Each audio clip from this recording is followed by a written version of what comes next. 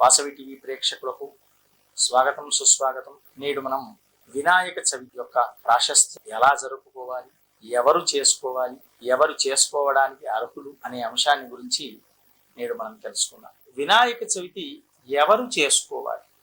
గృహస్థులు కానీ, విద్యార్థులు కానీ, ప్రతి ఒక్కరు కూడా చేసుకోవచ్చు. అయితే మీ వంశీకులు ఎవరైనా పోయినట్లయితే ఏటి సూతకం అనేటువంటి ఉన్నటువంటి వారు ఈ వినాయక చవితి ఉత్సవం మాత్రం చేసుకోవడానికి, నవరాత్రులు మాత్రం చేసుకోవడానికి వీలు లేదు. ఎక్కడైనా వినాయక మంటపం పెట్టినా అక్కడికి వెళ్ళి దర్శనం చేసుకోవచ్చు, తీర్థము ప్రసాదాదులు స్వీకరించవచ్చు, ఆ గణపతిని ప్రార్థించుకోవచ్చు, ఆ భగవత్ చింతనలో పాల్గొనవచ్చు. ఇక ఇతరత్ర వాళ్ళు రెండవది, ఇంట్లో కుటుంబంలో గర్భవతులు ఉంటూ ఉంటారు. 5 మాసాలు దాటినటువంటి గర్భవతులు ఎవరైతే ఉంటుంటారో అలాంటి వారు వినాయకుడిని ప్రతిష్ఠింప చేయకూడదు.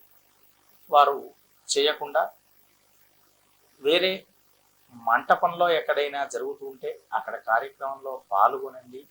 పాల్గొనడం వల్ల మీకు అంత శుభమే కలుగుతుంది. ఆ దైవ చింతనలో